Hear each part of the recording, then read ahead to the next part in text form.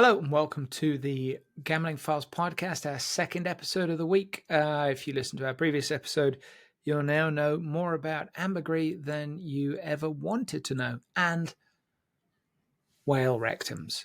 I'm one of your hosts, John Bruford, joined by your other host, Mr. Finton Costello. Finton, hello. Hello, John. How are you?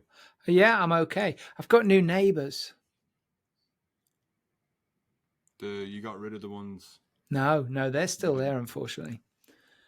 My lovely neighbours are still there, but my neighbours opposite, the ones who were so incredibly helpful when I fainted outside, they split up and moved out. And somebody's just moved into their house, so that's quite exciting. And they've got kids, so that's good. I mean, I'm not excited about them having kids, but my kids are excited about them having kids. That's exactly where my brain went as well, John. I promise. Okay, good. So the kids, my kids were playing with their kids at the weekend, so that was good. Lovely. That's always nice. That's it was good.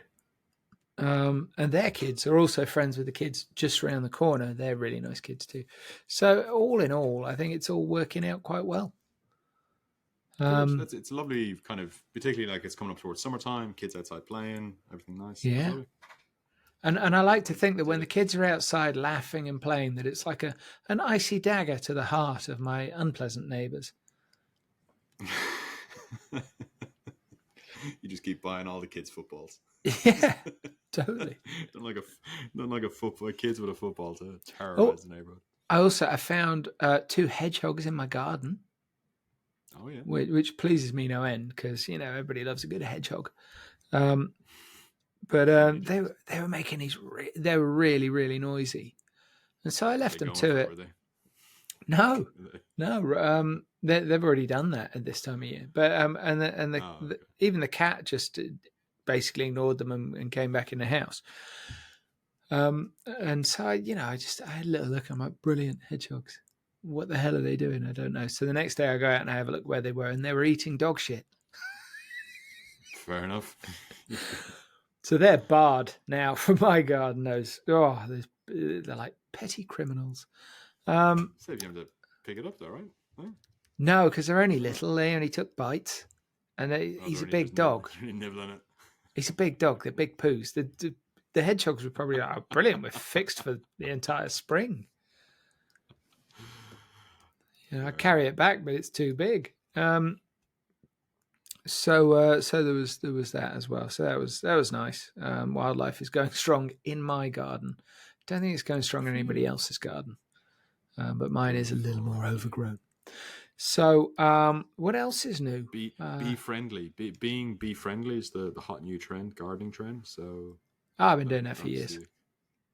Well, that's the thing. I don't pick dandelions, for example, because dandelions are one of the first things to flower in the spring. And it's one of the most important pollinators for bees when they wake up. So I never touch dandelions. Because the definition of a weed is a plant that you don't want. Because all plants are actually useful. Yeah. They exist for a reason. I agree. Unless you're in my neighbour's garden, which is like this. I mean, everything's just tarmac. No, everything in it is perfectly manicured, but nothing seems to be alive. Whereas you come over to mine and there's bees and butterflies everywhere. So honestly, I'm leaving it as it is. It's doing great. It's the oregano. They go mad for the oregano. True story. Good to know. Is it though, Finton? You realise that your nonplussed expression is on video.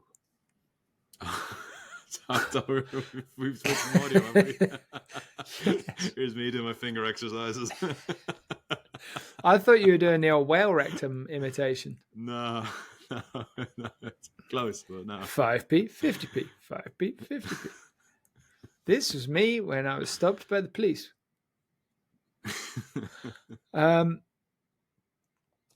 So anyway, just a little bit about we don't know that much about this episode's guest, so I know a little bit. I know that. We got Well, Brett, that's Brett because Smiley. you do research, and I'm more of a winging it kind of dude.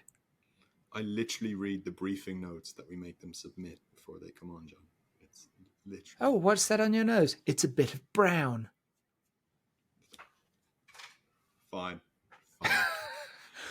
Fine. That's why you've succeeded in life, and I definitely haven't. You read the notes. I used to read the notes. Brett. So it's actually funny story. Brett is a friend of the podcast. Yeah. So that makes him like a first cousin or something. I think we'll be best friends. I think it's going to be a new best friend. Okay. So it's very exciting. So Brett runs casinoreports.com and lotterygeeks.com. And then friend of the podcast, Mr. Steve Ruddock, writes for casinoreports.com. And casinoreports.com, it's how'd you put it? It's doing casino journalism in America. That's really the best way to describe it. And they're doing a really good job of it. So I know a couple of the writers that they've got, and what they've got, certainly in those two, what they've got is distinct voices, and that's actually quite unusual.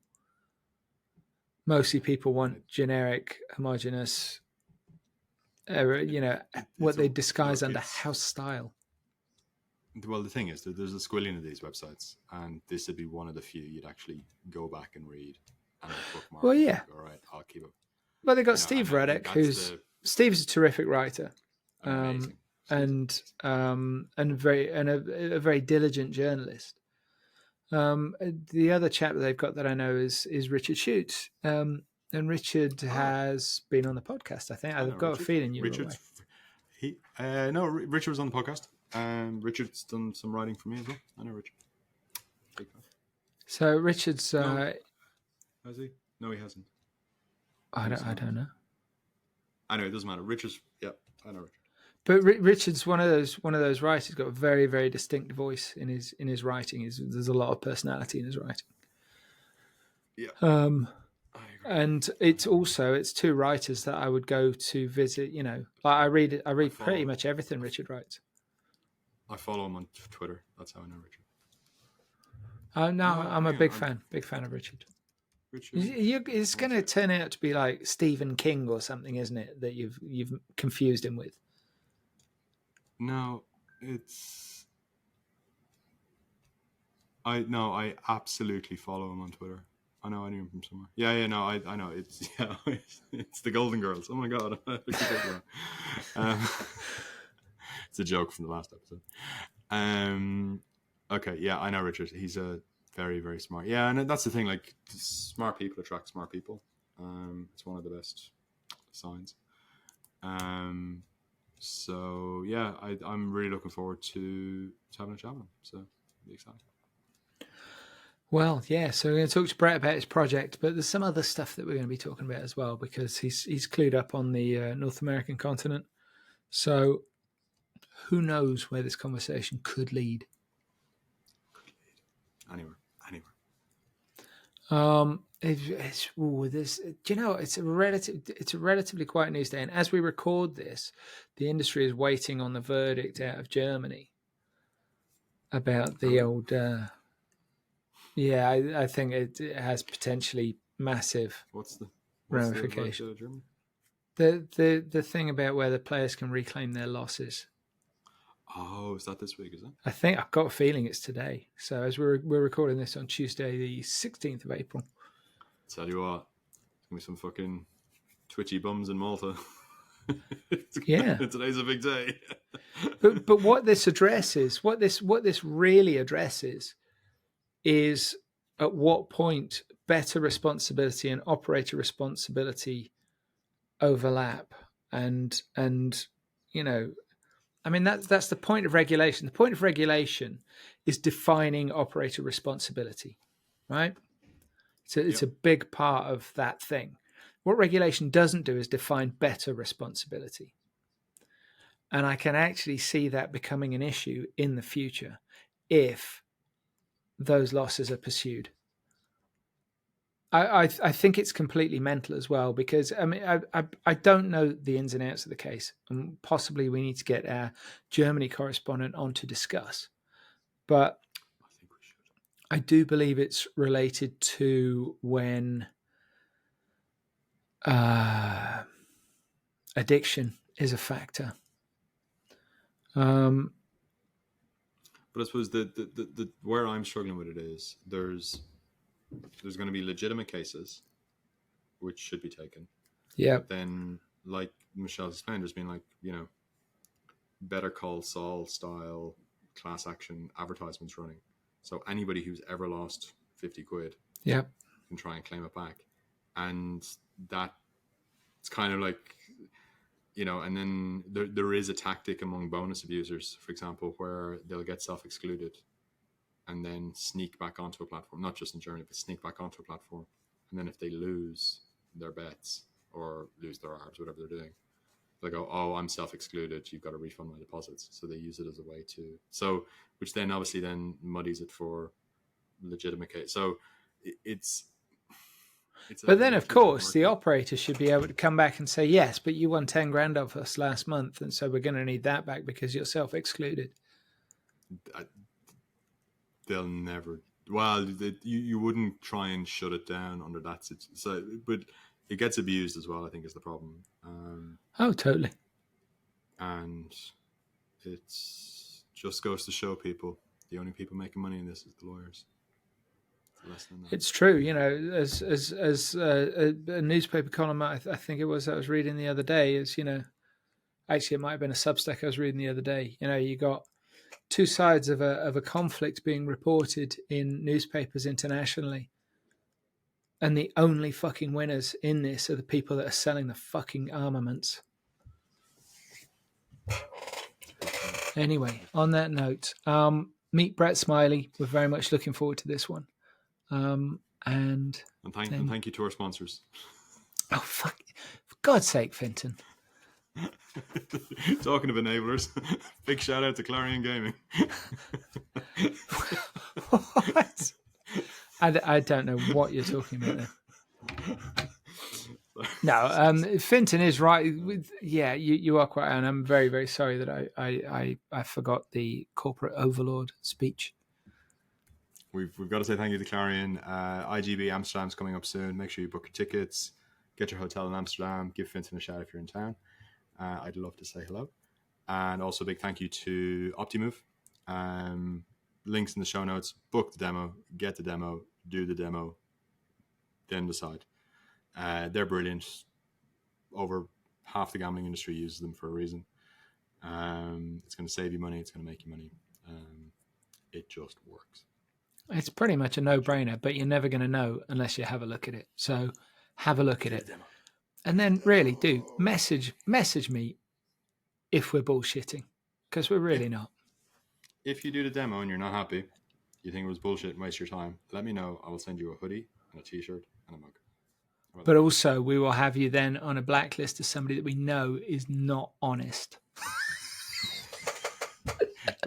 You're on our swag abuse, bonus abuse blacklist. Yeah, good luck claiming those losses.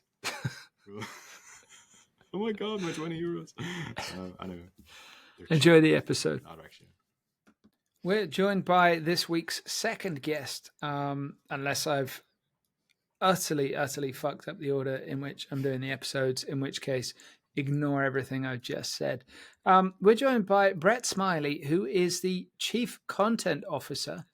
And that's a pretty nice, quite a nice grand title of shiny new information resource for the gambling industry and people, casinoreports.com.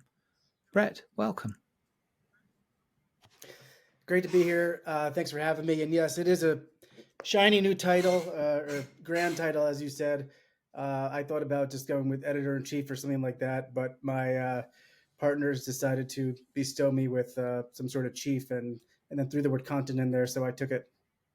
I got to choose my job title on a startup that I'm working with and for, and I went for content overlord.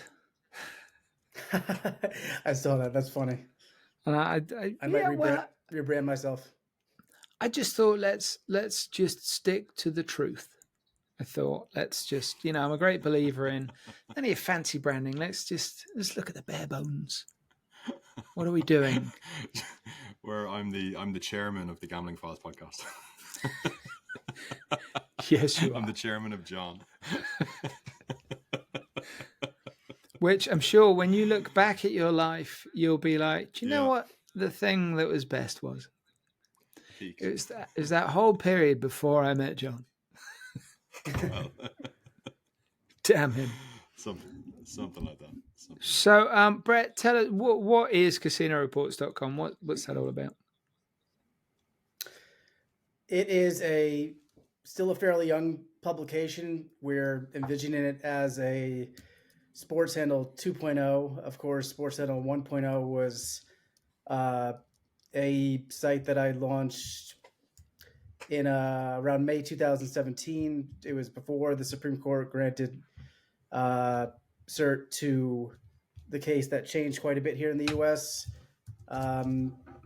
The objective was just to, bring some serious journalism to the sports betting industry, and we were never not much for churning out volume or turning press releases or stuff like that. Just took a lot more pride and saw more value in trying to do some more deeply reported stories. Of course, the ecosystem is filled with a lot more good voices, I think, now, and a lot of credible journalists. But anyhow, to the present, looking to do the same with iGaming and online casino, which I covered a bit previously. So did my colleague and senior editor, Eric Raskin. I guess the more succinct answer is that we're just looking to offer some good, comprehensive, quality coverage and some good perspectives for the U.S. iGaming and online casino industry. And of course, we'll dabble in other topics here and there. It's quite unusual. Oh, sorry, go on. No, please go. I was going to say, because it's quite unusual to see, I think there is sort of a semi playbook in America where you get really good writers to work on, say, an affiliate website, and then it's a way of getting, say, backlinks, and then you get people to click your green buttons and sign up to a bookmaker or a sports book. But it's quite interesting. You've done a really good job here on because I've been reading the articles since the last few weeks, and it's phenomenal work and really good journalists and friend of the podcast, actually a couple of friends of the podcast write for you. But there's no ads. How are you guys making money? Yeah, like I said, young. We will definitely run the playbook to some extent. Obviously, that money needs to be made. It may be termed differently in the U.S. versus UK, etc. But the so-called evergreen pages, or the money pages, the green pages, the buttons, eventually those will all be there, and hopefully they'll be mostly unobtrusive. It is visible through SEO, but maybe not the people who are coming to the homepage. Sure. So it's they cross-pollinate and feed each other, and we'll get there in due course. But yeah, we'll need to make money at some point for sure. Yeah, okay, that's interesting. So big question: what's going on? Hang on. Sorry. I've just got. I was saying to Fenton when we recorded the intro for this that so you've got two writers that I am very familiar with the work of, and what I like about those two writers specifically is that they're both unique and distinct voices. There's an awful lot of generic crap out there. And there's some generic good stuff as well, I'm sure, but I don't read it because it's generic. I want a voice. I want an opinion. I want to know. I want to enjoy something that is different to what I could create myself. And actually, I think in Steve and Richard Schutz, I think you've got two really distinct and two really lovely writers. So, I'm already a fan. So we just barely brought you on here Richard to kiss your ass. I'll take it. I will bend over if this is on video too. But no, I appreciate that. Richard is awesome. I got acquainted with Richard in the first place via Twitter/X. And I kind of view him as a mentor as much as a writer and a friend. He has tremendous experiences and he's generous with his time. And Steve have known from, as soon as I got into this industry, which is not as long as you guys, about, 7-8 years ago, although I, dabbled in sports betting since I've been in high school. But yeah, so I'm pleased to have those two, and we'll grow from there. How did you get into the industry? What was your journey? Like I said, I've always been a sports guy. If anyone watching the video can see the various sports things behind me. Fantasy football, like late '90s, before things can be accomplished online. And my brother and I bet on sports a bit, so it's always been on the mind and on the radar, mostly American football and basketball. And then I went to law school immediately after college and quickly pivoted out of that. That was just a challenging existence for a couple of years doing litigation. Started freelance writing in any realm I could, just to scrap together some bylines and a little bit of income. Later hooked up with Sports Illustrated. This was like 2012 before it became Zombie Sports Illustrated that is today, with their own little content farm and still some good writers, but it's strange what's happening there. And then I was at Fox Sports for about 3 years before they pivoted to video, and it was right around that time I was wondering, what can I do with myself now, and did some networking, and somebody had an idea to launch what would become Sports Handle, a sports betting focus affiliate site, and it's kind of gone from there. I'm glad to hear you say the name Sports Handle, because I thought for ages it was called Sports Shandle.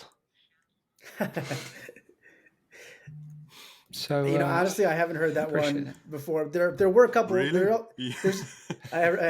Maybe I've thought it, but haven't. I don't know if anybody's don't be nice to him. Put it to me. I literally, I don't need encouraging. I really don't. It all happens anyway. It's all natural. Interesting though. I mean, it's a crowded space, like information about betting, etc. And it's AI is not making it better. What are you bringing to the table that's different?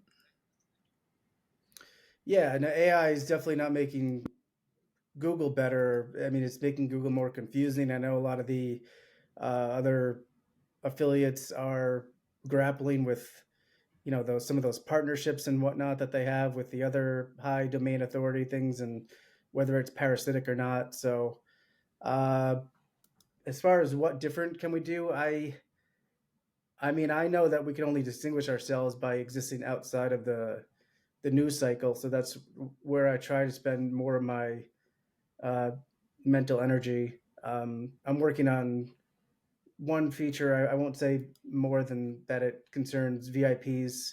So I hope to publish that in the next week or two.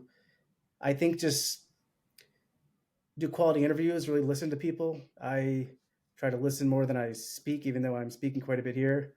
And continue to educate myself. I was more embedded in sports for a while, so I know I have a bit of a growth and learning curve getting up to speed with. I know you both have been around iGaming for probably 2 decades or more, and lottery too. I mean, I never expected to be writing about lottery things, but it's that's kind of a fascinating industry in it to itself, and stuck in some, I don't want to say old habits, but it's, I don't know, probably not entirely embracing new ideas. I don't think they're thrilled about the growth of iLottery and sports betting in general. So, that'll be another resource for ideas, inspiration. The US lottery is quite interesting because it's huge and it's state by state, but then only a couple of states are available online for buying tickets. So it's very much a retail business. And then you've got I can't remember what was the one that DraftKings bought recently? Jackpocket, which is literally like they're physically buying tickets on your behalf somewhere. But I saw a really interesting stat where when you look at the overlap of, say, casino players who also buy lottery tickets versus lottery players that play casino, there's like that Venn diagram is actually huge. So there's a really interesting overlap between. So I can see why DraftKings bought Jackpocket as a way to incrementally upsell their users to online casino in different states. I'm trying to think what the point I was trying to make. Sorry, there was something, but I think why haven't the states or the state level lotteries embraced online, given that they can also, like I think in Michigan you can do like online like instant win games like scratch cards. Basically it's an online casino that sells tickets effectively. So what's the bottleneck there, or what's the reason why? Well, first of all, I'm interested in that research. I've been wondering about the overlap too, and a couple others have mentioned it. So please send that my way. It was in It was in their investor presentation. Oh, all right, perfect. I think the main holdup is in part the various retailers and some powerful lobbies. The vendors who are selling the physical tickets. I'm not sure if in each jurisdiction it requires anything new other than the lottery corporation saying we want to allow this. I think there's partly also just a general reticence to introduce an online component. So it's right now it's Virginia, Michigan, another fairly big state is allowing it. Might be Georgia or Ohio or one of those. Michigan, Virginia, and Pennsylvania. Those are the three. And then others, they do allow some sort of digital scratchers, which are, I don't know whether those are considered iLottery or not. I guess they are. They're literally like scratch off tickets online. Sure. And then Jackpocket is now available in almost 20 jurisdictions. But like you said, they got a pretty sleek app, but they still are somewhere partnered with one physical space or another, literally printing the tickets. So it's interesting. Yeah, because I suppose it's the classic innovator's dilemma where, well, we make all our money here. Why would we do something to disrupt that? And the actual answer is, like we've seen it, like say just introducing iCasino in say if you look at New Jersey or something like that, it actually ends up just growing the pie. So by making it available online, you end up growing the lottery pie, and you don't end up cannibalizing retail sales. And it just opens it, which then generates bigger jackpots, which then generates more sales for everybody. So there is this weird thing where they've just got to kind of take the leap and go for it. So it is fascinating that they just haven't pulled the trigger, because there's a lot of money being left on the table. Yeah, but we are at a point now where I think it was just a couple of weeks ago, the Massachusetts lottery director is at his monthly meeting was saying we need to add some iLottery component here. They're claiming that sports betting is kind of undercutting sales, or maybe for scratchers in particular. I'm not sure whether that's real empirical data or they're speculating, but either way, I think we might start to hear more of a drumbeat for allowing more lotteries to open up on online component. Okay, and then the Powerball is doing something with, I think, ticket prices or something going up. That's Mega Millions. That was Mega Millions, not Mega. Well, they are often confused, so that's point taken. But yeah, Mega Millions reported on Lottery Geeks yesterday. They are going to be going to $5 a ticket from $2 for a base ticket. Yeah, up until 2017, it had been $1. Then it went to $2, and they moved the starting jackpot to 40 million, which was later rolled back to 20 when COVID peaked. But yeah, going to $5 now. It's been under consideration for. They've been talking about it at least 2 years, but from what I gathered and reporting is on LotteryGeeks.com. In June, the vote is expected to go to $5 per ticket, and vendors would test systems in the fall and then implement around this time next year. I suspect the lottery license holders may have been influenced by the Venezuelan government. It's a big jump. I don't know how much research they've done on the back end, but that's insane. One thing, one thing I thought about but didn't mention in at least the initial reporting is that they have a cross-sell agreement with Powerball, right? That was brokered in like 2010. So even if they lose, whatever percentage of the Mega Millions players to Powerball, they would still benefit because it's a sale of one is effectively a sale of another because pretty much every jurisdiction they're now selling both. Huh. That's interesting. But I don't know. That's $5 is a big ticket. So I suppose is it if you think of the psychology behind it, is it I'm buying $10 worth of lottery tickets when I walk into the store, or am I buying 5 lines? And I think for a lot of people, it's like, well, this is my ticket budget, not I have to buy 5 lines, 10 lines, 1 line. I think what you'll see, I mean, and I might be wrong on this, but in the UK on the National Lottery, they took it from, I think it was, I can't remember, it was 5 numbers plus a bonus ball, and they added a number. Now, in terms of the odds, that is a massive change. I mean, mathematically, it's a humongous thing, and that wasn't communicated to the players. It wasn't communicated to the public. But what it's done, so they did that, and I think a price rise around the same time. So the lottery went from £1 to £2. Big fucking jump, right? But of course, what adding the extra number actually did was created more frequent rollovers because there are far fewer jackpot wins. And so it's its own marketing vehicle. So, but that's because in Europe you've got the Euro Millions, yeah, and so the Euro Millions where a bunch of the national lotteries team up and they get so basically it's the European Powerball. So it's a bunch of national lotteries teaming up, and the problem is it's classic online casino. The bigger number wins, so the bigger jackpot was more exciting. So people were buying the Euro Millions ticket rather than the national lottery ticket. So by trying to increase the odds of the national lottery, it's trying to create a second bigger jackpot to try and save sales. But the UK National Lottery has the worst email system in the world. Right, so when you buy online, if you win, you'll get an email telling you to log in and check your winnings. You get the exact same email if you've got the bare minimum of just won £2 versus I've just won 20 million quid. And that news about your ticket. Yeah. That moment of logging in, those sweaty palms, is this the one? And it's just fucking £2. It's the best and the worst feeling in the world. And I actually talked to the National Lottery about it, is there anything you could do to just tell me in the email? No, we can't tell because somebody sees your email and privacy and all this kind of stuff.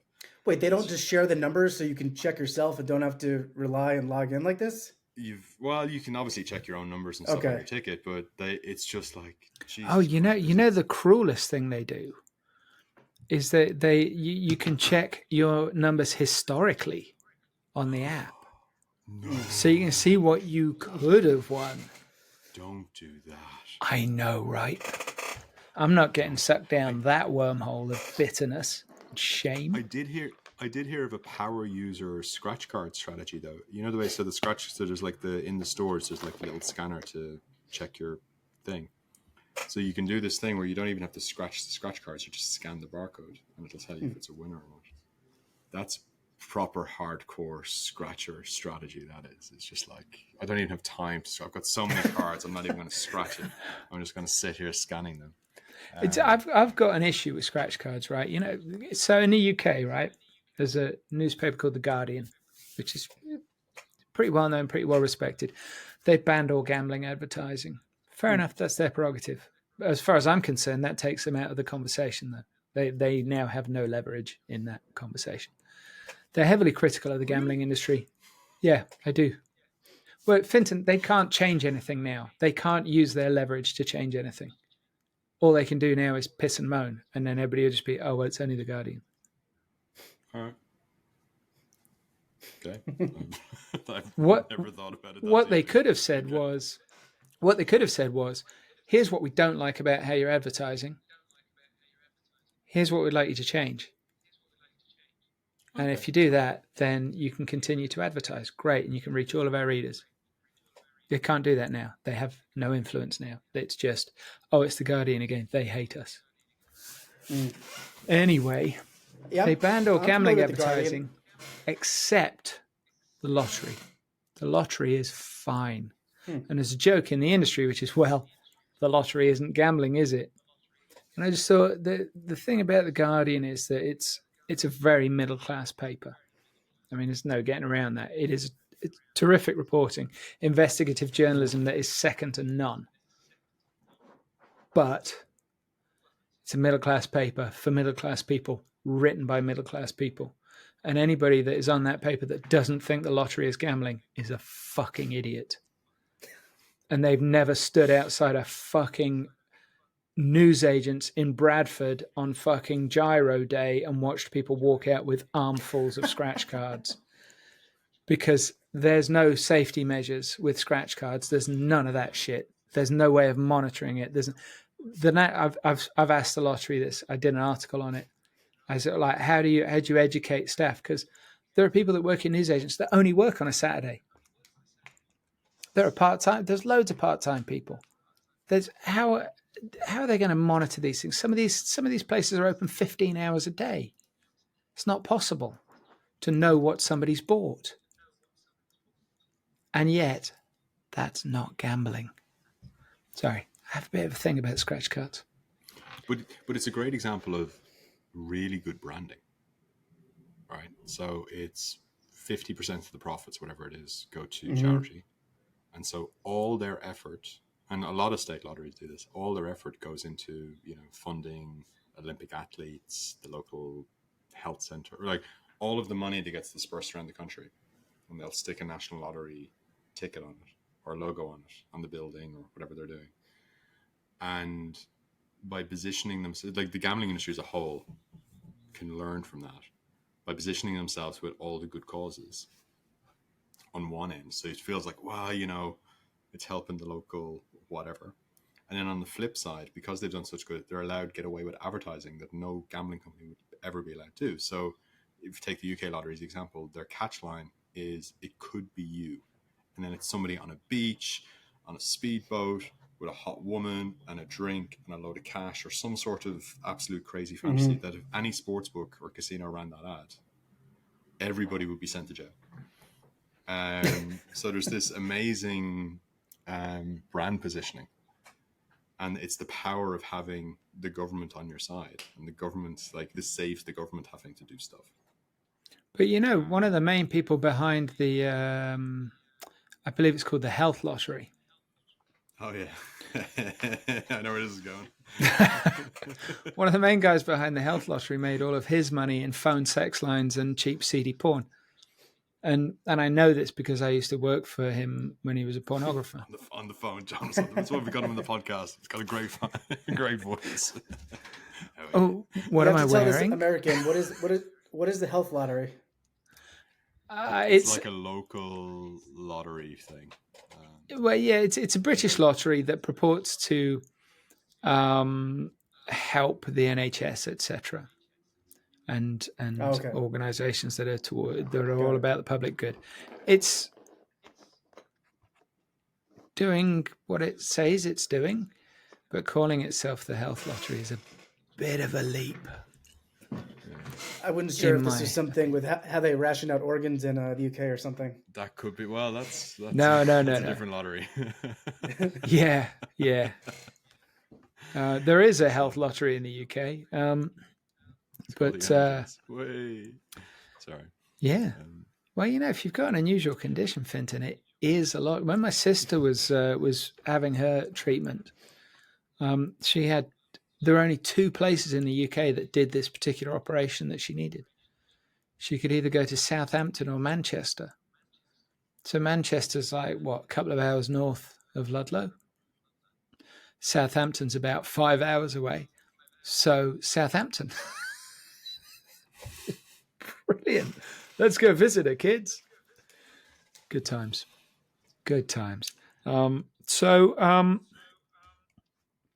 What's the plan for casino reports then? World domination? What? I don't know about world domination. I mean, like you said, it's become a fairly crowded marketplace, and well, Fenton, I know you sold the bonus finder to gambling.com. They're one of the big bad Don't like to publicly brag. traded. I'll brag for you. We can kiss each other's behinds. You did all right yourself. There's a lot of formidable brands and journalists out there. We'll just try and focus on doing good work and hopefully letting that speak for itself, and begin a steady ascent to making the brands more valuable and more widely read over the course of the next 3 to 5 years. But it's I think when you look at the media landscape overall, so I've been reading a lot of 404 Media. I don't know if you're familiar with those guys. Oh, so, I couldn't find the page when I went to look at it. They're doing phenomenal journalism, and I think a bunch of them, like the core group, were like I want to say Vice or one of those major kind of publications, and they realize that we've got a broken coffee machine, and the exec team are taking a ton of money out of the thing, out of the business, and we're getting paid nothing, and this is ridiculous. We'll just go off and do our own. And then they were being restricted, and then they've gone off and they've created this amazing business. Brilliant journalism, subscription based, great newsletter, and just really like interesting stuff. You're like, wow, that's fucking brilliant. And I think if you kind of apply that model in the gambling space, where you got these big companies with great journalists pumping out great content, but they're publicly listed. There's maybe some stories they can't cover. There's some stuff they can't say. This company's important to us. We can't write that article. And I think there's really there's always going to be a place for the insurgent, and for being able to move quicker. Before you were just talking to Steve Ruddock, and he was on his podcast, and he was talking a little bit about like meetings for the meetings, to get ready for the meeting, that he's experienced on that side of things. And I think that automatically creates up opportunities where we can just move faster, harder, do things they won't do. And it's a big internet.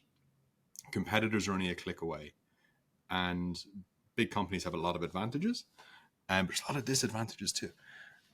So I think, and I've like I said, I've been reading your stuff, and the team you're assembling is, it's a formidable A team of killers. Like this isn't just like it's a little bit of a hobby. You can, this smells at the big time. So yeah, I'm quietly confident for you guys. I appreciate your confidence, and to your point, I've become familiar with 404, and there's also Defector, which I don't know, it feels like a cousin. That's the former Gawker, Deadspin, various other people. It's inspiring to see these journalists kind of figure out the business part and go off and do it on their own, and kind of let the stories and the journalism drive it, and not so much the X percentage growth that is kind of trickles down from the top with these other publicly traded companies. So that's exciting, and I know that is one of our advantages. And I think finding some of that territory to maybe more deeply report some of the stories that may have more sensitivities or whatever. That's definitely attractive. I think so. I absolutely think so. So what's going on in the casino space? So obviously, casino reports, you're reporting on the casino industry. What's the big story right now in the US? Well, we're kind of ramping up when the legislative season is more or less coming to a close. I think the takeaway now is that there were no wins for the industry this season. Maryland was viewed as the most likely to legalize, or at least come close to legalizing casino. That is not going to happen. It looks like Maine is not going to do it either. Smaller state, but I think they'll accept any momentum at this point. I mean, part of the problem is that there has been a wave of sports betting related insert your adjective. I don't know if, it's an illegal gambling scandal. With Ohtani, as it's becoming more apparent. I guess Ohtani was the victim, but between that, the stuff in Iowa State with GeoComply getting involved and something strange. Oh, what was that? Oh, I got a good one for you guys. Well, actually, not me, but an investigative reporter for I think the Des Moines Register found that GeoComply was involved in some sort of tool sharing or data sharing with local law enforcement officials, and there are questions as to whether there were warrantless searches or whether there was an active investigation or not. I don't know exactly what happened. I'm not that close to it, but there's misunderstandings. Allegedly, asterisks, maybe not true. all that. I am still a lawyer at heart, but yeah, it's not a good look for GeoComply, whether they're in the right or not. But yeah. Well, it just creates like I'm sure they did everything by the book, but please don't sue me. But from a consumer perspective, it's like, oh wow, they're tracking me. How are they tracking me? Is it like it opens up a lot of hesitancy all of a sudden that the offshore guys aren't doing that. So it creates that's really interesting. Yeah, I'll send that to you. And I think overall we're kind of in this phase that many predicted, 6 years post PASPA, where there was an explosion and probably an oversaturation, at least of advertisements, and now some negative blowback that I don't know if, various states are going to take a breath, if it may be another year or so until there's another iGaming or casino legalization, or maybe we see some federal regulation. I don't know, but it's things are kind of at an impasse right now. So kind of what I've been hearing is it's kind of like ought to be at least 12 to 18 months before anything changes. But then there's always that caveat of unless somebody's got a big funding gap or something. Right. So there's always that, this is the increased tax revenue easy button. Right. In theory. It doesn't always work out like that. But in theory, it's the easy button. You talked about PASPA. Were you in the industry for PASPA? Were you around that time? Were you there for that, or? Yes, I arrived, or fully arrived, I guess, shortly before the Supreme Court decided to take up the case, and then found out, very shortly after we decided to do some sort of editorial venture that, that they would take the case, and then, it was later that year, oral arguments, and 3 times out of 4, they kind of strike down laws of that kind. So we had a feeling which way it was going, but there was no guarantees. So if it had not gone the way it did, I'm not sure what I would be up to today. Could be anything. A lot of things would be different, but it did. And I was speaking with an old colleague, Jill Dorson, the other day, and she's now at IGB and covering North America sports betting. She unearthed a document that I had created that more or less her continued employment was contingent upon a favorable outcome in that case. Literally, I don't know if that was legal or not, but it was written into our contract, and I hadn't seen that in a while. It was funny. I'm a big fan of Jill. I do a daily newsletter for the Gaming Boardroom, and I've highlighted her stories numerous times. She's rock solid. Big fan. Yeah, she's a terrific reporter. She's kind of found a niche, I think, covering a lot of the tribal affairs. She's gotten to know some of the players there, and I think earned their trust that she's at least going to gather all the facts and tell a story, not anything that is more favorable to one side or another. But she was an awesome early find by me, and remains a good friend.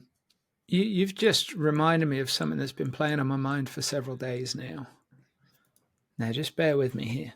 This could go anywhere, mate. You said niche, right? Now, whenever you hear the word niche, you said by an American, they very rarely say niche. Said by a rapper, they always say niche, rhymes with bitch, right?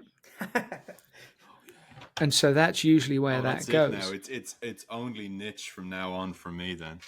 But if they said, I was trying to think of this. I was trying to think of, but if they said niche, what would be next? Because like rap is all about word association, and you've got the associated word. As soon as one word comes up, you've been training your noggin so that, okay, he said niche, up, bitch, whatever, right? If somebody said niche, what have you got? The only thing I could think of. Peach. No, I'm gonna say microfiche. Yeah, that's niche.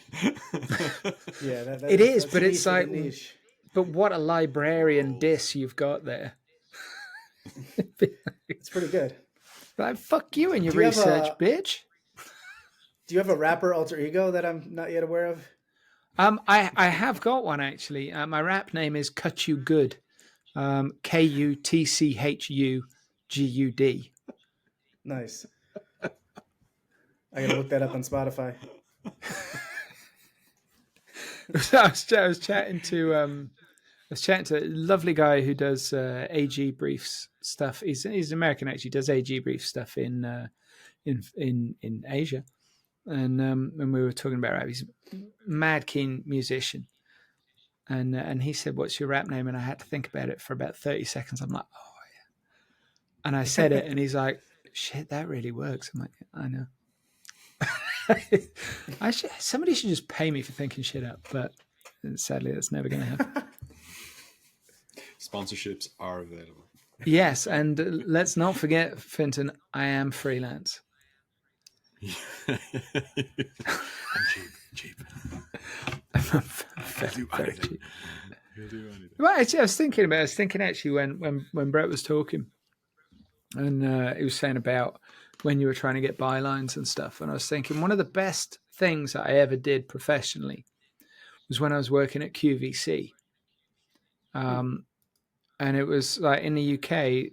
So this would have been 25 years ago, and so the website in the UK was developing, and I was hired as a copywriter on the website, and it was really fascinating because they had, for reasons that I don't fully understand, a bunch of lexicographers working as copywriters. Finton, lexicographers are people that compile dictionaries. Oh, okay. Honestly, I don't know. I think they just got somebody in as a writer, and he's like, "Oh, I know all these other guys who write," and they were all really good writers. We know words. Like really they're genuinely, they were all terrific writers, and lovely people. Trained librarian to do PPC campaigns, and that worked really well because they're really organized and structured with like keyword categories and all that kind of stuff. It was amazing. It was really good. Anyway, sorry, go on. That's a good idea. Yeah. So yeah, it's basically me and all these lexicographers. And what I had to learn there was I had to learn how to write about anything, almost all of which I would not know anything about. How many T-shirts with wolves howling at the moon type merchandise did you have to write about? Because that is a classic QVC Finton bestseller. That's not where the real gold lies. Isn't it? And I'm pretty sure I've mentioned this before, right? What I did this, right? I did this. I named it. This was my fucking idea, and I hope it's still there. Might not be because they've actually moved offices. When QVC was at Queenstown Road in Battersea in London. Okay, so Scotland Yard. You're both familiar with what Scotland Yard is. It's a famous building and place where the London police is based and stuff. Historically, it's quite a famous phrase.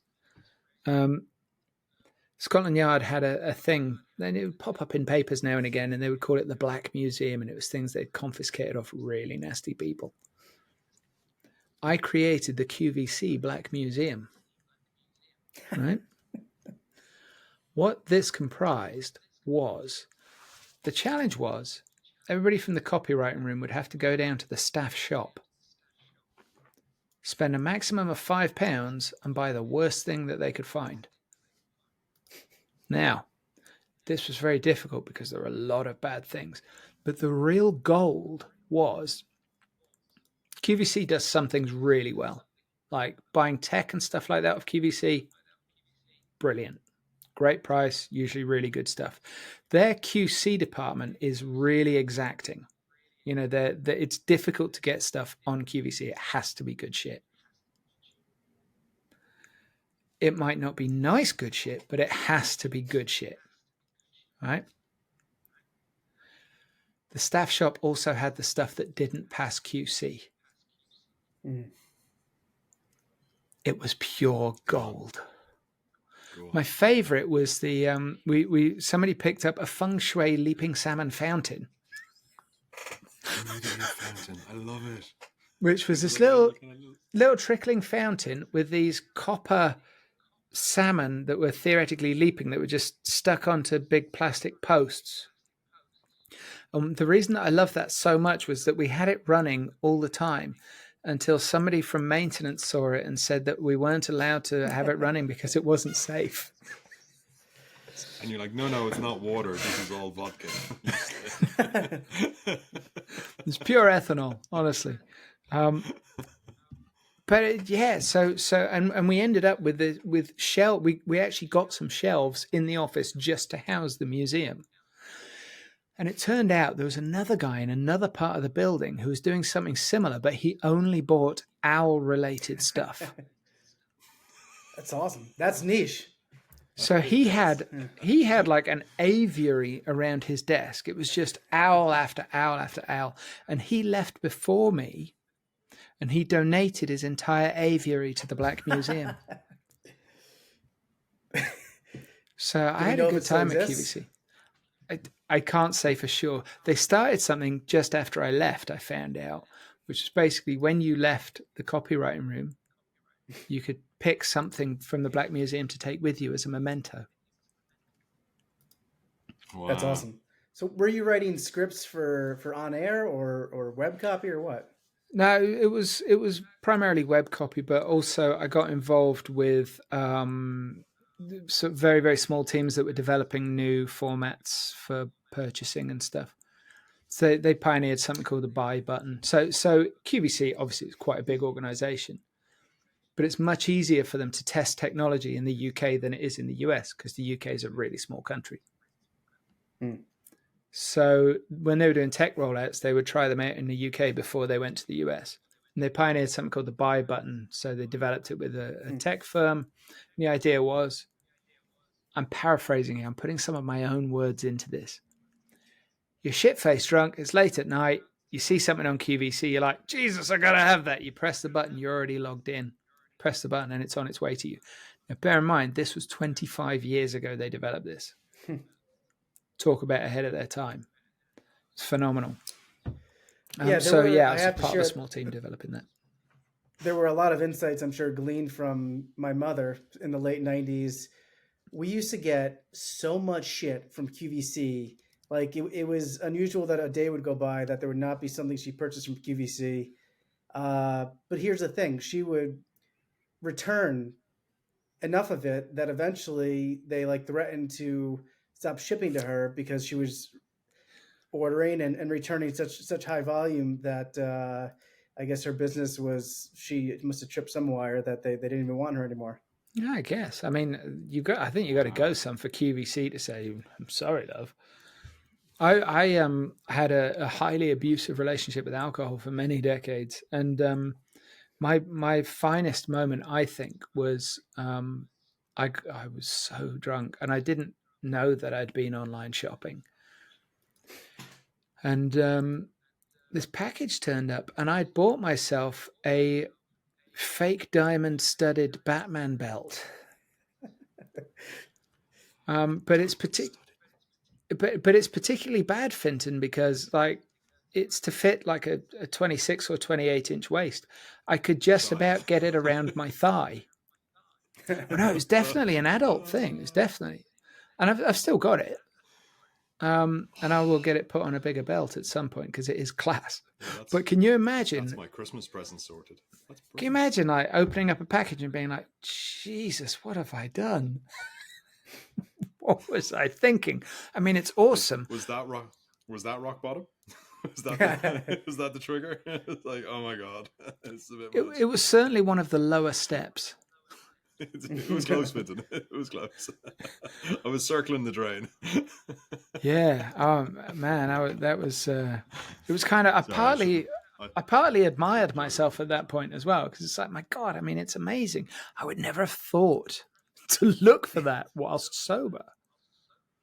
I think I'm pretty sure it was eBay as well. So like, it's phenomenal. Wow, that's just a cesspit of tat. Yeah, it's good. I like it. I'm a big fan. What's it? Well, you two must have done some shitty eBay purchases. Probably not blind drunk. Yeah, I've ordered some things I'm not proud of or have no use for. I used to sell kitchens on eBay. Flat pack kitchens. 400 quid. Actually, a kitchen. Used to do it as a side thing. Anyway, that's a long story. I was the king of kitchens on eBay for a while. You were like that. There was a kid at my school who sold cars, right? Yeah, basically that. Yeah. So he went on a school trip, realized that cars in Europe were way cheaper than cars in the UK. Even though the steering wheel's on the other side of the car, he's like, do you know what? There's a big difference here. Realized that he could buy one, pay somebody to drive it back to the UK and sell it and still make a tidy profit. And it was only stopped because he didn't break any laws. It was only stopped when he sold one to one of the teachers. And it's like, they should be encouraging this shit. Yeah, you've got to encourage it. Best thing you can do.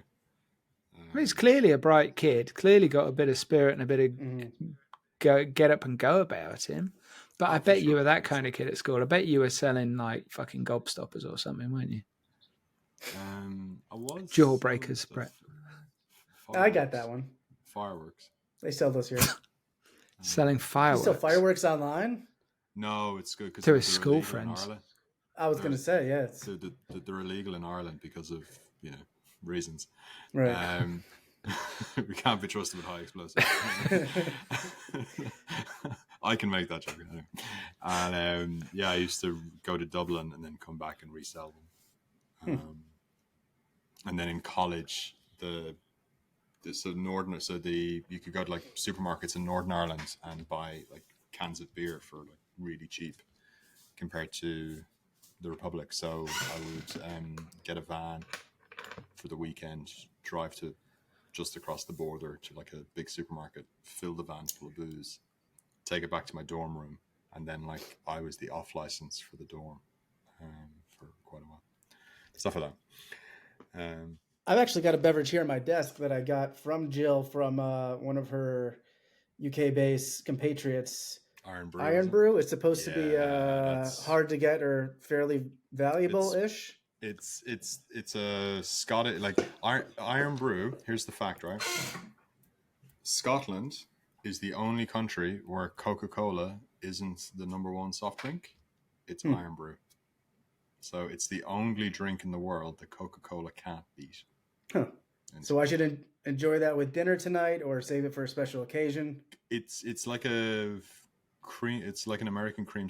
I don't know if it translates, but it's like a cream soda. But in Ireland, we got like red lemonade. So it's a mixture of red lemonade and cream soda is the flavor. So it's nice. It's fine.